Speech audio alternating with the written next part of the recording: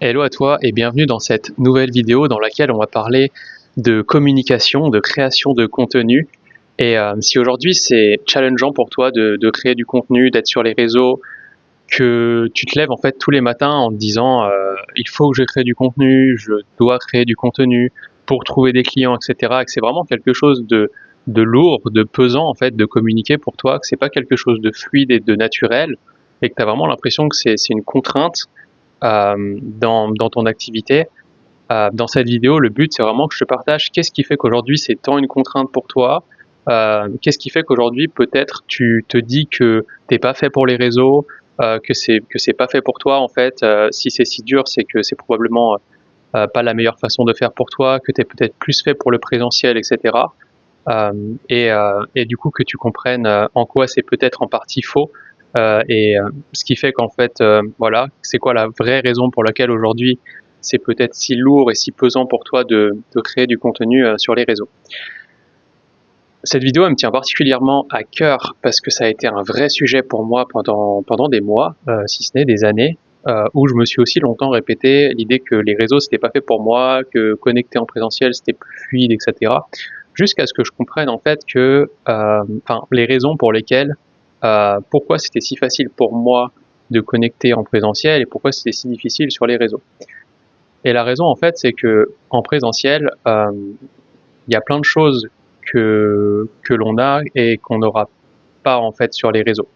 En présentiel, on a une personne en face de nous. En général, cette personne-là, on la connaît. Il y a déjà la confiance qui est installée. On sait qu'on va pas être jugé. On n'a pas forcément de questions de format de contenu à se poser. On n'a pas forcément de comparaison avec l'extérieur. Il y a plein de questions en fait qu'on n'a pas à se poser sur qui on doit être, ce qu'on doit faire, etc. Et donc forcément, ça crée la chose de manière beaucoup plus naturelle. Et ce qui fait que c'est si dur sur les réseaux, et que quand on est avec quelqu'un, c'est naturel et on se demande pas qu'est-ce qu'on doit dire ou qu'est-ce qu'on doit faire. En fait, juste on parle. Et que sur les réseaux, c'est si compliqué, c'est qu'en fait, sur les réseaux, il va y avoir tout un enjeu d'injonction, de comparaison, de ce qu'on croit devoir dire, de ce qu'on croit devoir faire, etc., qui font que c'est ça en fait qui va créer cette lourdeur. La lourdeur, elle va vraiment être créée entre qui on est et comment on fonctionne et qui on croit devoir être ou ce qu'on croit devoir faire ou avoir pour communiquer sur les réseaux. Et au plus il va y avoir de décalage entre ce qu'on a envie de faire et ce qu'on croit devoir faire, ce qu'on a envie d'être et ce qu'on croit devoir être, plus ce sera lourd et pesant pour nous de communiquer. Et donc, dans cette vidéo, je vais te partager les différents types d'injonctions, on va dire, qui existent. Je vais te donner des exemples très concrets que moi j'ai pu vivre ou que certains clients ont pu vivre pour que peut-être ça résonne et que tu vois un petit peu où je veux en venir et que tu puisses aussi identifier les tiennes parce que c'est ça le but. Le premier type d'injonction, donc j'ai des notes à côté, le premier type d'injonction, c'est l'injonction liée au message que tu as envie de transmettre. Admettons qu'aujourd'hui, tu as envie de parler de spiritualité. Quand tu es avec une personne qui est passionnée de spiritualité en présentiel, tu n'as aucun problème à parler de spiritualité. Tu te demandes pas qu'est-ce que je dois dire ou qu'est-ce que je dois faire. En fait, tu parles de spiritualité et vous pouvez parler pendant des heures et c'est fluide. Et là, admettons, aujourd'hui, tu as envie de parler de spiritualité sur les réseaux et ça va être totalement différent parce que tu ne sais pas qui tu as en face, tu ne sais pas qui va te voir, tu ne sais pas comment ça va être reçu. Et donc, tu vas prendre ton téléphone, admettons, et c'est là, en fait, que tu vas commencer à mettre des filtres avec ah bah ouais, mais si je parle de spiritualité, on va me prendre pour une folle, on va me prendre pour quelqu'un de perché, on va me prendre pour quelqu'un de bizarre. Et là où la personne avec qui tu papotes autour d'un café, tu sais qu'elle va pas te voir comme ça, sur les réseaux, il y a le risque que des gens puissent te voir comme ça. Et donc forcément, ce risque-là va faire que ça va te créer une friction à l'intérieur de toi et que tu ne vas pas, soit tu ne vas pas prendre ton téléphone du coup et carrément rien publier, donc tu ne vas pas parler de spiritualité, ou alors tu vas transmettre ton message de spiritualité, de ce que tu as envie de dire, mais tu vas énormément arrondir les angles pour surtout pas justement recevoir de critiques ou quoi. Et donc ça ne va pas, soit ça va pas forcément attirer des gens, soit ça ne va pas forcément polariser entre guillemets ou attirer les personnes que tu as envie d'avoir. Ça, c'est pour le côté, voilà, par exemple, spirituel, mais ce que j'ai aussi souvent vu, c'est ce truc de j'ai peur de ne pas être clair. Quand on parle à quelqu'un autour d'un café, on n'a pas peur de ne pas être clair. En général, on est clair, et si on n'est pas clair, la personne nous le dit. Là, pareil, sur les réseaux, il peut y avoir ce truc de, en fait, j'ai peur de pas être clair, j'ai peur de pas être compris, j'ai peur de toutes ces choses-là. Et du coup, encore une fois, c'est une friction qui fait que on va pas réussir à prendre notre téléphone et à communiquer parce qu'on a peur de pas être clair. Voilà pour deux exemples du coup liés à l'injonction de type message. Je l'ai appelé le type message. Donc voilà, là c'est la spiritualité et la clarté. Deuxième type d'injonction qui va venir quand on est sur les réseaux sociaux, c'est les injonctions, parce qu'il y en a plusieurs, liées au format de contenu. Donc pour donner un exemple, ça va être par exemple, il y a certains formats qu'on va mettre un peu sur un piédestal et d'autres qu'on va minimiser. On va dire par exemple, c'est mieux les contenus courts et c'est moins bien les contenus longs. Ou alors, c'est mieux les carousels et c'est moins bien les reels, ou vice versa, peu importe. En tout cas, on va commencer à jouer au jeu des comparaisons avec les formats de contenu qui existent, longs ou courts, selon les plateformes, selon si c'est de l'écrit, de l'oral, de l'audio ou de la vidéo, etc. Et souvent, cette comparaison, elle est liée soit à des programmes business qu'on a suivis, où on nous dit non, non, il faut que tu fasses des reels parce que c'est ce qui marche. Donc forcément, si toi aujourd'hui tu as envie de faire des carousels, mais qu'il faut faire des reels, mais que les reels ça te met en friction et que c'est très lourd et pesant pour toi, et que tu ne prends aucun plaisir à faire des reels, forcément, ça crée une friction supplémentaire. Ça peut être aussi l'inverse, tu as envie de faire des reels et on te dit que c'est les carousels qui marchent. Voilà, en tout cas, voilà, c'est vraiment la comparaison entre les formats de contenu ou les longueurs de contenu au niveau des durées qui font que tu t'autorises pas à publier le format de contenu qui t'inspire en fait et où vraiment tu es vraiment animé quand tu fais ce format de contenu. Donc ça c'est pour la deuxième injonction, donc injonction liée au format de contenu. La troisième injonction c'est la forme.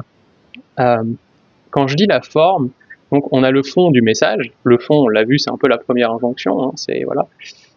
Et la forme, c'est vraiment la forme en fait. C'est-à-dire que c'est le côté joli du contenu. C'est tout ce qui va permettre que le contenu soit plus joli.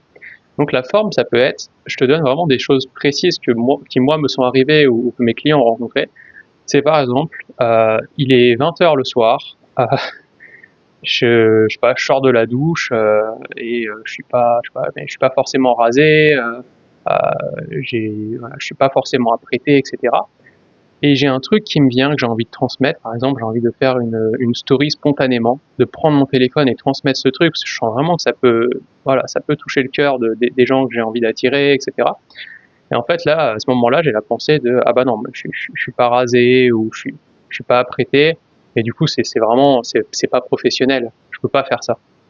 Et donc, soit je vais juste ne pas le faire et pas prendre mon téléphone et pas transmettre mon message parce que je suis pas apprêté, je suis pas machin, là il y a pas la forme entre guillemets.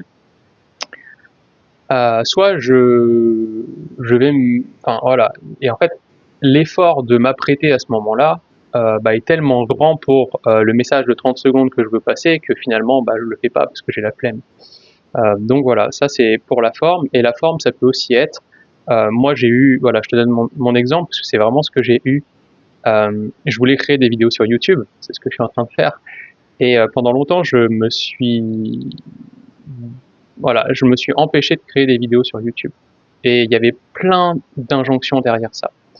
Il y avait non parce que il faut que je fasse du montage, il faut que mon montage il soit parfait, que je fasse du montage. Il faut que j'ai une miniature nickel, avec un titre putaclic parce que sinon les gens ne cliquent pas. Il faut que je revoie les sous-titres, que je revoie la vidéo et que je refasse tous les sous-titres pour que les gens, s'ils écoutent pas la vidéo, ils aient les sous-titres.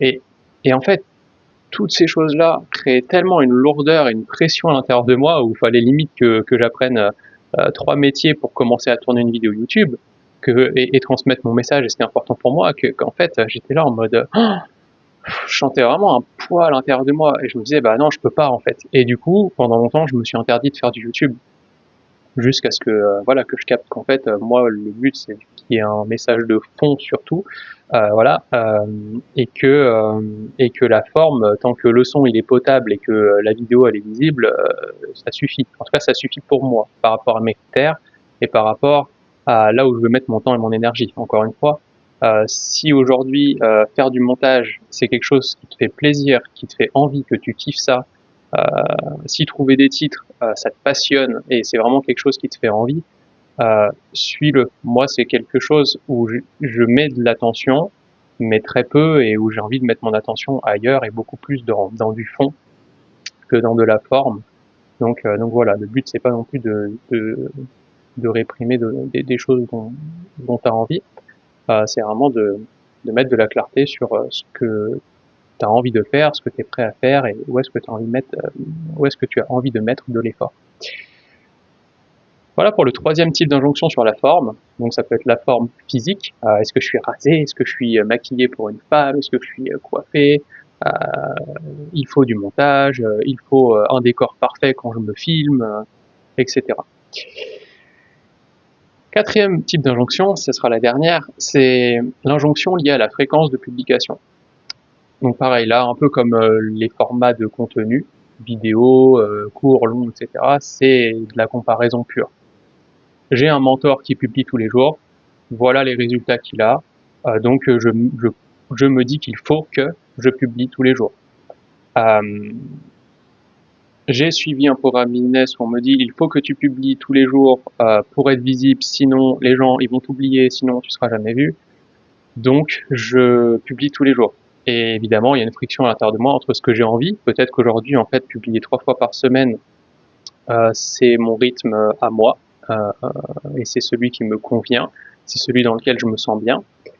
Et il y a le bruit extérieur de tu dois, il faut publier, voilà, 7 posts par semaine, etc. Et machin. Et donc voilà. Et encore une fois, il y a ce que tu as envie à l'intérieur, qui tu es, comment tu fonctionnes, et le bruit extérieur, et du coup la dualité entre les deux qui fait que, bah pareil, cette fréquence qui n'est peut-être pas la tienne aujourd'hui, qui appartient à quelque chose d'extérieur à toi, fait que ça crée une nouvelle friction. Et donc, tout l'enjeu, euh, pour créer du contenu de manière fluide, naturelle, en étant pleinement aligné à qui tu es, c'est d'aller à chaque fois que tu as envie de mettre une action en place, de créer un contenu, de transmettre un message, et soit que tu le notes dans ta to-do list, dans ton agenda, et que tu le fais pas, c'est surtout pas de te juger, surtout pas. C'est juste de revenir dans ce moment, de replonger dans ce moment où tu as cet élan naturel et où tu fais quand même pas la tâche, et de te dire, ok, c'est quoi la pensée qui me vient à ce moment-là? Qu'est-ce que je crois devoir faire pour pouvoir transmettre mon message? Qu'est-ce qui vient? Ce que je viens de te donner là comme outil, c'est l'outil le plus puissant en fait que tu as. C'est ton meilleur avantage concurrentiel, c'est l'outil le plus puissant que tu as dans ton activité et même dans ta vie en soi, hein, mais dans ton activité. C'est la conscience de soi sur tes pensées, donc qui sont 50% du travail, mettre en lumière le vrai blocage, la pensée que tu te dis dans l'instant. Et la deuxième partie du travail, c'est tout simplement d'aller travailler la pensée et la questionner et voir est-ce que c'est vraiment quelque chose qui vient de toi ou est-ce que c'est juste une injonction de l'extérieur et du coup qu'est-ce que tu décides de faire et d'écouter. Donc c'est quelque chose de particulièrement simple mais de très difficile parce que ça demande quand même beaucoup d'efforts conscients. Mais pour moi, capitaliser là-dessus, c'est vraiment à long terme, il y a pas photo en fait. C'est vraiment ce qui fait toute la différence dans une activité. Tout simplement parce que les réseaux sociaux sont un amplificateur de qui tu es. Et si aujourd'hui qui tu es, c'est beaucoup d'injonctions, et ben en fait ça va être un amplificateur de ces injonctions. Et comme plus tu as d'injonctions, plus il y a des conflits internes entre qui tu es, qui tu crois devoir être. Et que plus il y a ces conflits, plus forcément ça crée de l'épuisement et de la fatigue. les réseaux sociaux, plus tu as d'injonctions, en fait, plus ça va devenir un amplificateur de cet épuisement et de cette fatigue si tu ne fais pas l'effort d'aller mettre de la conscience sur ces pensées et de t'en libérer.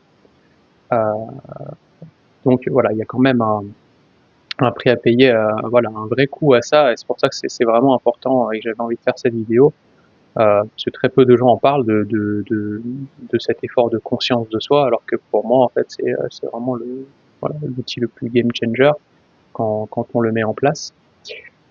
Voilà pour ça. Et la dernière chose que j'aimerais te partager, c'est de ne vraiment plus voir ces moments où tu ne fais pas ce que tu t'étais dit que tu ferais comme un problème à résoudre ou te juger pour ça. Alors évidemment, j'ai conscience qu'on se jugera toujours, mais en tout cas, vraiment limiter au maximum ces jugements, et plutôt que de mettre l'énergie dans le jugement, revenir dans ces moments et vraiment aller voir qu'est-ce qui fait que j'ai un élan et que je coupe cet élan.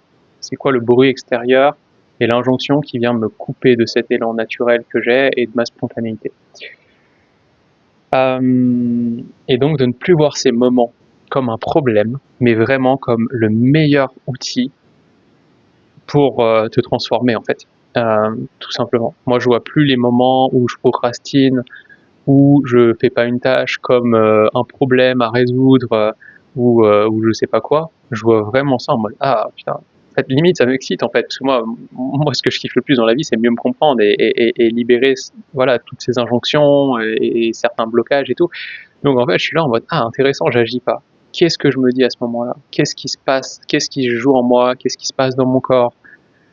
Qu'est-ce que je crois devoir faire pour pouvoir mettre cette action en place, etc. Et c'est vraiment, voir ça vraiment comme une façon d'évoluer, de pouvoir évoluer et de mettre de la conscience là-dessus. Voilà pour cette vidéo. J'espère que certains points auront résonné, que tu auras pu mettre de la lumière sur qu'est-ce qui finalement fait que c'est si pesant pour toi aujourd'hui de communiquer sur les réseaux, mettre de la lumière sur ce que tu crois devoir dire, faire, être pour transmettre ton message, et qu'au plus tu auras mis de la lumière sur ces choses-là et au plus t'en auras libéré, et il y en aura toujours à libérer, au plus tu pourras être pleinement toi-même sur les réseaux, pleinement toi-même dans ta com, et au plus tu verras ta communication comme l'extension de qui tu es, beaucoup plus que quelque chose de dissocié de qui tu es, et donc tu pourras prendre du plaisir dans le process. Et c'est tout ce que je te souhaite. Voilà pour cette vidéo. N'hésite pas à commenter, à me dire ce qui a résonné, ça me fera toujours très plaisir et je me ferai un plaisir de te répondre. Et je te souhaite une très belle journée et je te dis à très vite pour une nouvelle vidéo.